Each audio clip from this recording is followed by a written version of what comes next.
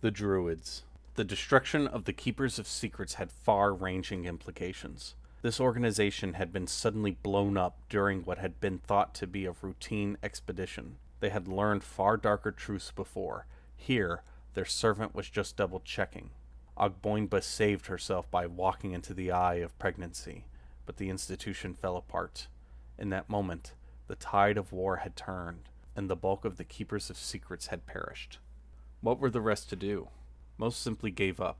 They abandoned that war and joined the cults of Alexandria they had set up. Their descendants and pupils became wizards and elementors.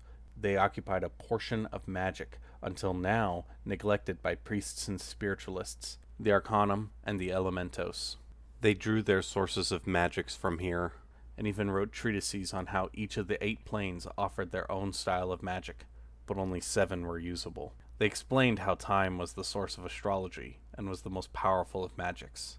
But gradually, as they jockeyed for positions at court, more practical arcane and elemental spell study got in the way. The spiritualist, priest, wizard, and elementor all vied for power. The priest assured themselves in their religion and their power of life and death, which would be challenged only later, by Atlas. The wizard positioned himself as the librarian, as the keeper of lore. The elementor positioned himself as a type of martial artist and alchemist, occupying a unique niche in the world. Everyone had their own role to play. But others in the Keepers of Secrets did not feel the same. They still felt the mission was important, but that the avenue was closed. They determined that now, the only way to keep the secret was to annihilate mortality. Mortality does not stop to consider that some things must be left alone, that the atom maybe shouldn't be split. Mortality rapes nature. It changes forces it cannot understand. It wanders into an area and destroys it all, hunting and gathering, not to mention agriculture and buildings. Some of the stargazers were motivated to rediscover something lost. Others who were once Keepers of Secrets looked backwards through time and saw something once made to oppose the gods but then lost, something that could be repurposed to serve them or fell them still. These were the first of the Druids. They had reverence for the Locupela, the nature pantheon, but were not mere priests of it. They communed with the nature spirits. They plotted with dryads and nereids, ents and naiads, and even some monsters. They would wipe away mortality. They would wipe away the bugbears. They would wipe away the goblins and monsters and aliens. They would end this world, and they would replace it with the animal kingdom. We should note, though, this tendency did not occur until 2708. Already, in 27, Eridu was founded, and 451, the Nephilim and Nakas founded Argos.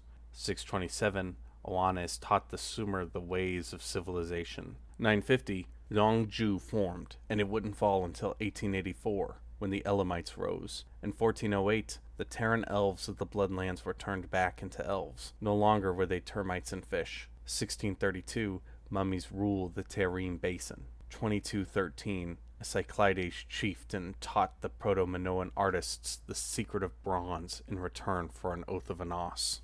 Right when the organization was formed, right as the ideology was being hammered out, they had to confront these developments. In some areas, splits among this group happened almost overnight and followed an almost predictable pattern. In other areas, it was a course of centuries that finally triggered such a change. But let us go over how this typically occurred. As hunter-gatherers grew in number, some partook in the more advanced form of nomadism, nomadic pastoralism. The Druids grew aghast at this development. The very biologies of the animals were being changed. Other animals were trained to help with this slavery. Mortals became too carnivorous and made slaves of their livestock. 2 factions formed, and the 2 factions, and the few who didn't take a side, would eventually cut off all communication with one another. One called for the total eradication of mortality. It wasn't enough to call them. We really have to destroy them. In any place they wander to, they will inevitably make themselves the dominant life form, and become so powerful that not even monsters will be able to impact their politics. The other called to simply reinforce the hunter-gathering ways. They would appear not as the holy men of these people, but as the chieftains of these people. The role of the priest, spiritualist, and wizard would be squeezed out, leaving only them. In some areas, they were confronted with a new threat, a threat that had actually predated the Druids: agriculture. Why do mortals engage in agriculture? They live shorter lives. They become shorter and fatter. it isn't even until many generations have passed that the benefits of agriculture, that is, the ability to host a large population, appear. In the meantime, a bad harvest can wipe you out. It seems that mortality just is triggered by something and starts engaging in it. Then, after a few generations, it becomes abandoned. It does seem to be labor intensive, but farming actually takes less work overall than the daily struggle for food. The spirits could tell, for whatever reason, this time it would stick around. And the spirits told the Druids. The hunter-gatherer Druids were of many minds on this topic. Some stood fast and said that this development changed nothing. Sometimes, the tribe had to revolt against the Druidic leader in order to abandon their gathering ways. Other times, the tribe did not have this desire at all. In contrast, a few Druids actually said that to really confront the agriculturalist, ideals must be put away. These Druids actually compelled their tribesmen to adopt pastoralism. Still, a few thought that instead of either of these, we should present ourselves as holy men in nomadic communities. Here, away from the ambitions of a god or the temptation of a spiritualist, we shall guide them. Let us remind them, do not keep the animals in cages and fences. It is only right and proper for them to roam free.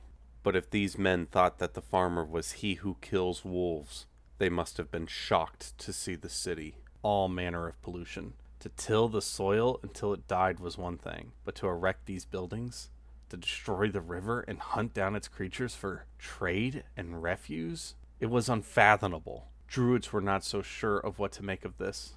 Did agriculture immediately imply the city? Should we team up with the rurality against the urban dwellers? In some cases, like Shinar, the answer was a clear no. There was no agriculture without the city. In other cases, like in Mississippi, the Druids heard urbanization was occurring elsewhere, so they quickly approached the agriculturalists to better guide them away. But as time went on, even the non-agriculturalists started to form their own cities. Nomads managed to occupy the city, like the Guti and Uruk. In many places, massive stone ruins were erected by those with no farming. Some of the Druids taught the inhabitants of these cities. Some of the Druids became leaders of villages that would become cities.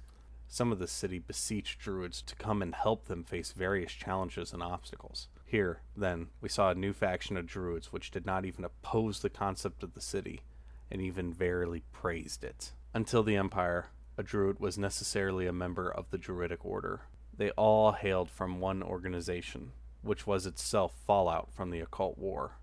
There have been so many parallel factions and splits, each seemingly identical in program, but utterly antagonistic indeed. Of these myriads, none can claim to be the originals. Very few outside this room know the true origins of the Druids. Our empire has sponsored all kinds of dilettante learning, and many texts become entrenched in many libraries, so one could, for the first time, teach themselves and maybe found their own order. Maybe they would admit they are from something new. Maybe they would claim to be the successors of some club that has been gone for millennia.